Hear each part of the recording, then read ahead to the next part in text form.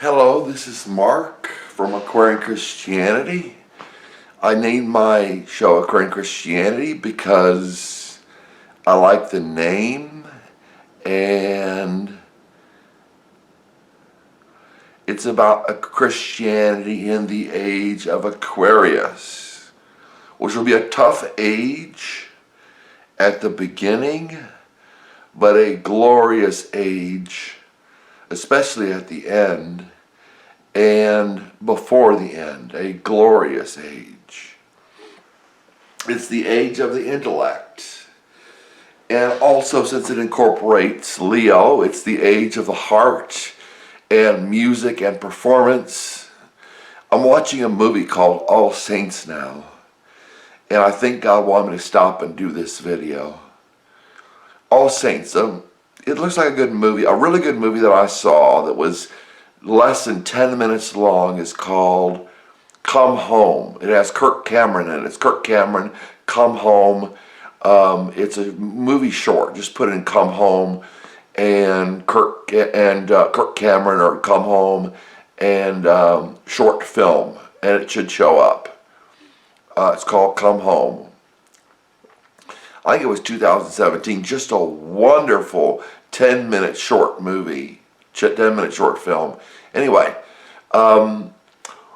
when people slander you as a Christian, that is not to be the end of it. When somebody says, well, you're a child molester, they love to call people child molesters. Love it.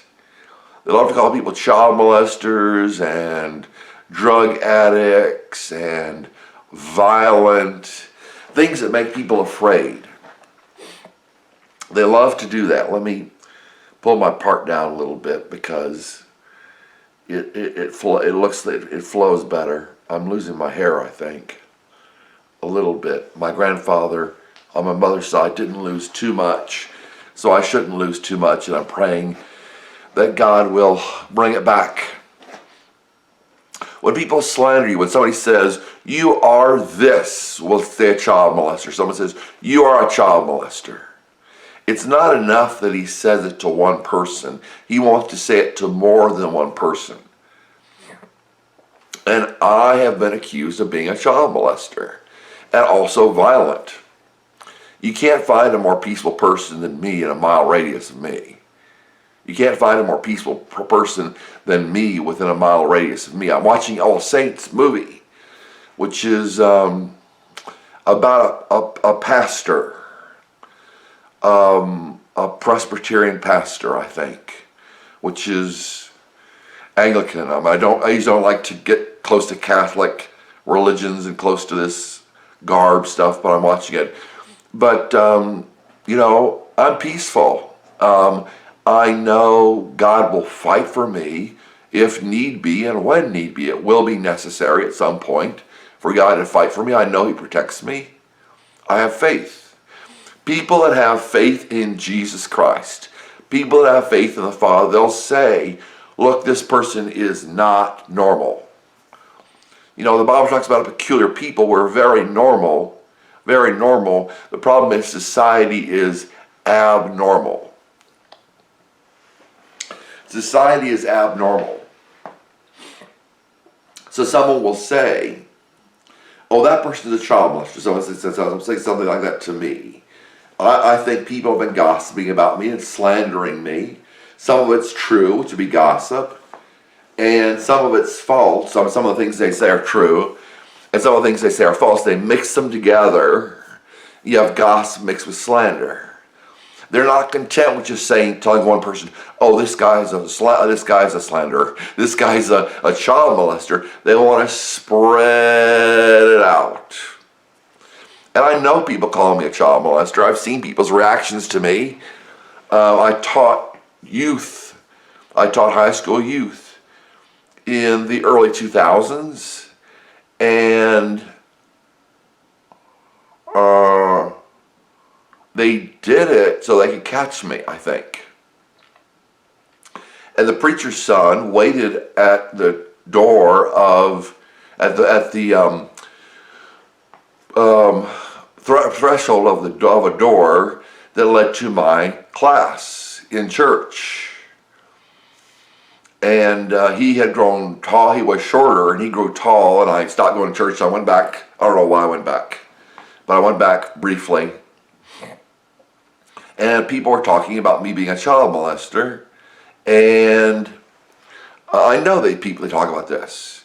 And I was teaching a class, and they wanted to get me in trouble with the class. They wanted to say, so look, here we have evidence, or they don't call it, it's not really evidence, but they say, here we have supposition. Here's a supposition evidence, they can call it. And they'd say, well, you're a child molester. And they look for whatever they can. They want to put you in with the children. A lot of times. I want to be in with the children because I want to lead them to Christ. But he was waiting at the door, and somehow, either it was his will or his parents' will, I think it was his parents' will, they wanted to catch me with him.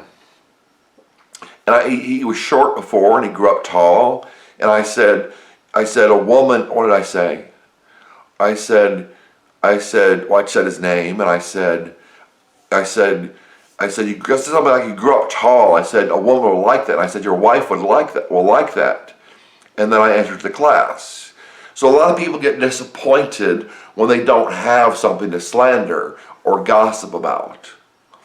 And again, against Christians, they will use both slander and gossip. Did you hear what he said? Did you hear what he did?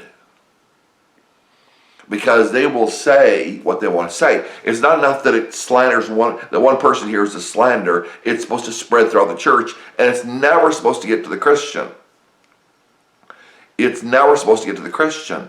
They will imply it, they will say things, but they'll never say this is what this person is.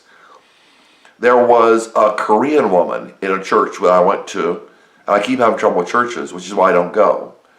A Korean woman in a church. And she told me I was homosexual. And I said, well, anyway, I answered her. And she kept insisting. And my question is, where are you getting this? Where are you getting this? She said I had sex with men. And I'm a Christian. I don't have sex with men. Unless I'm raped or something like that, I don't have sex with men. And, her friends tried to make a scene about it, that, they were supposedly saying it wasn't true. But she kept insisting. And she tried to insist. And her friends pretended they were on my side. And they were my friends too. I thought they were my friends anyway, or acquaintances. And this is what, Christians will spread it to the church, or not Christians, the church members will spread it to the church. They're supposed to be Christians. They spread it to the church. The church then calls the policeman, the police office, the police department, and they spread it from there. Because it goes from a few people, and then it spreads throughout the church, and then it goes to the police department, and then from the police department it goes to the FBI, which is probably why I'm under investigation by the FBI, because of what people say.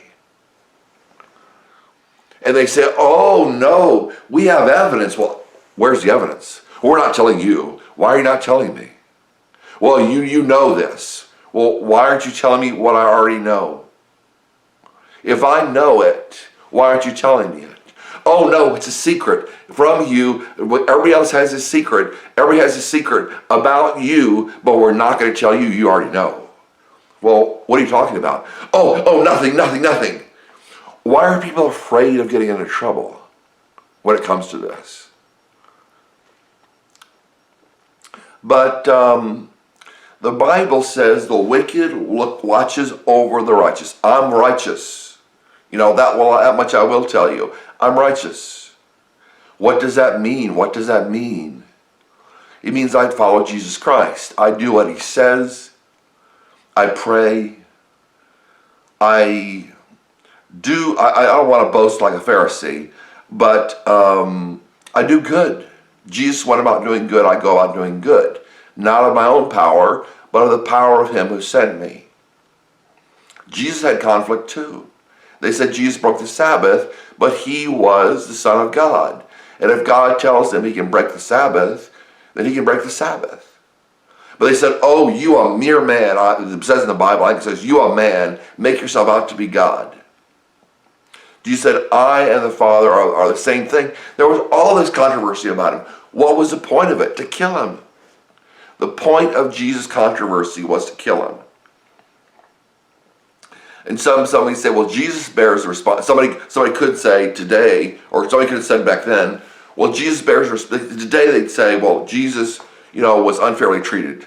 Back then they said, look, Jesus is causing this himself. Why does he have to heal people? Why does he have to teach? People were flocking to him, and they're not flocking to me, but they didn't flock to Jesus at one time either. They were flocking to him, and they were saying things about him first. The Bible says the wicked watches over the righteous and gnashes with his teeth at him. I am praised laughs at him because he knows his day is coming. The wicked watches the righteous and seeks to take his life. I think that's Psalm 37. Psalm 37, I think. The wicked watches over the righteous and seeks to take his life. That's the point of it. Somebody says, well, maybe that's true, but I mean, or that's probably not true.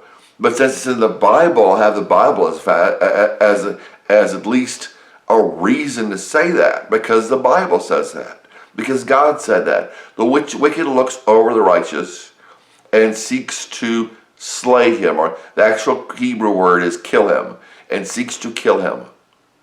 Because if you look at, because what people say, oh, well, today's completely different. Today's completely different. We're not Christian today. We have about 50% of the population that claims to be Christian. About 50, 60, 65% of the population in 2023 claims to be Christian. What are the rest of them doing? Are they pagans? Well, somebody said, well, yes, they're pagans, but that doesn't mean they're going to kill you. They did it in Ireland. That's what Halloween is supposed to be about. It's supposed to be about a day of murdering the innocent. That's what Halloween is based on. The bombing for apples was how they tortured people. They said, we'll save your life if you get this apple from this boiling liquid.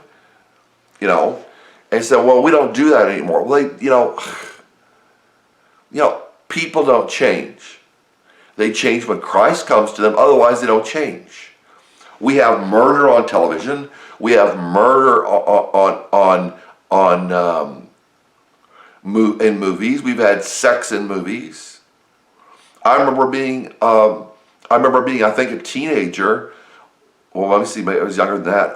I don't think I saw the whole movie when I was about 10. I think I saw it maybe later on.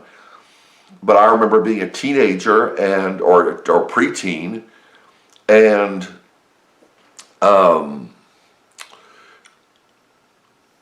Terminator came on HBO, and they have sex in Terminator. I'm not sure I saw it actually back when I was about 12 or something like that. They had sex in Terminator. They had murder in Terminator. They had all the suspense. People like violence. They watch it because they like it. People like sex. They watch it because they like it. Now they've got gay sex. I saw a movie a while ago. It was one of these mutant movies. It was the New Mutants or something. It was called The New Mutants.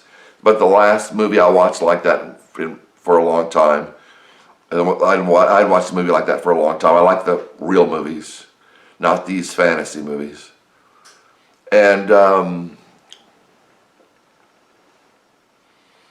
the mutants were trying to kill their overlord, and or they it ended up she died, and there were two girls kissing each other. It's just, it's fine for two girls to kiss each other, but Oh, I'm running out of time. But it's promoting homosexuality. I mean, it's fine for two girls to kiss each other on cheek. That's fine. But anyway, I got to stop this because this is running out. The wicked seeks to murder, to kill the righteous. The wicked watches over the righteous and seeks to kill him. God bless.